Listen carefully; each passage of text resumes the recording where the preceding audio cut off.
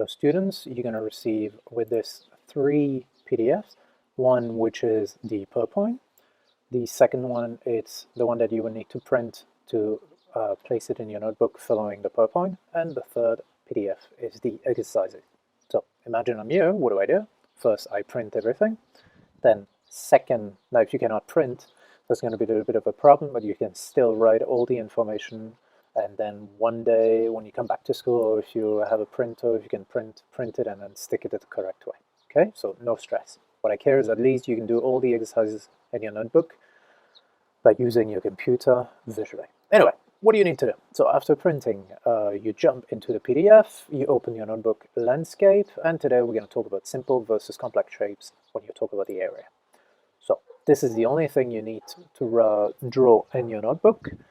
Based on the PDF that I give you here, you can make this little page. So how does it work? There are many different types of 2D shapes, but most of the shapes that you have around you are based on what we call simple shapes. Here I show you 3, you can have a little bit more, but let's make it simple. Circle, rectangle, and triangle. Already with this, you can make so many shapes. So imagine here the rounded rectangle. What is it? It's a fusion between different shapes. Simple shape, sorry, which is a rectangle and quarters of a circle on each vertex.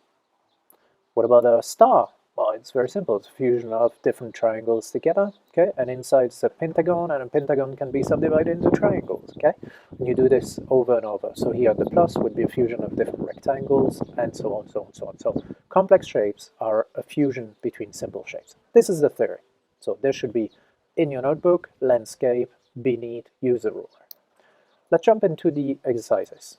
These are the different exercises that you need to do. 4 of them, and you'll write the answer on the right side. Now I'm going to open this with my software. I'll place that nice and big. And how do we solve these kind of exercises? So we can see it's a complex shape. First thing when you have a complex shape is subdivide into simple shape. So here there are many ways of subdividing that. I like doing this vertically. So I'm going to take a shape. I'm going to try to avoid having the shadows. I'm going to try to have this nice and red, like this you can see, and dot it to avoid confusion. Oh, not easy on the computer. There we go. So let's subdivide the shape into a simpler ones, and that would be what I would do. As you can see, the complex shape is now just a rectangle and a triangle.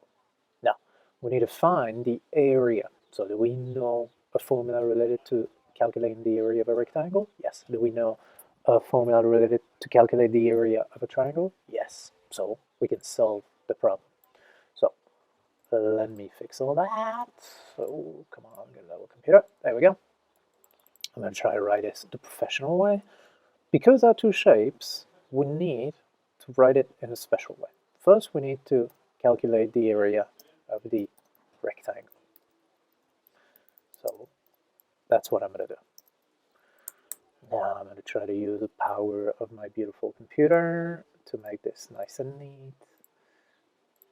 There we go, much more beautiful. Area of the rectangle, it's base times height, so it's going to be 2 times 9 in this case, being the height.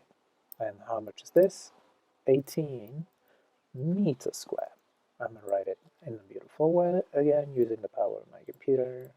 There we go. 18 meters squared. This is the area of my rectangle. What about the area of my triangle?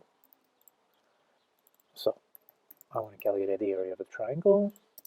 It's base times height divided by 2. I'm going to use some brackets. So the problem is this. I don't know the value of my base, but I know that the top here is 2 meters. I know the bottom here is 4 meters. So 4 minus 2.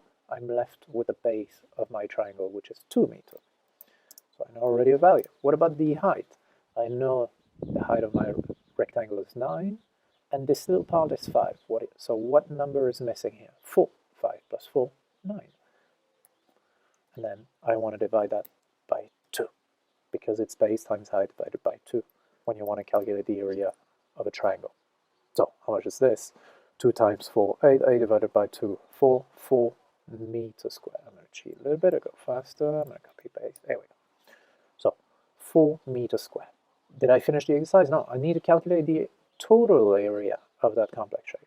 So I'm going to sum this up.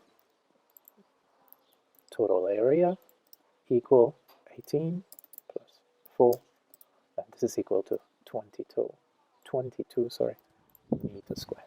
So as you can see, I organize my calculation in a professional way. So do the same here. First subdivide all the shapes. You can do it horizontally like here, you can do it vertically, you can subdivide this into even smaller shapes if you want, but I try to minimize the divisions. Okay, like this, your calculations are nice and short, and you don't have a million shapes to calculate. So enjoy, and we're gonna, if we check the calendar, which I should have here, we're gonna correct all this next time, so on the 29th of April.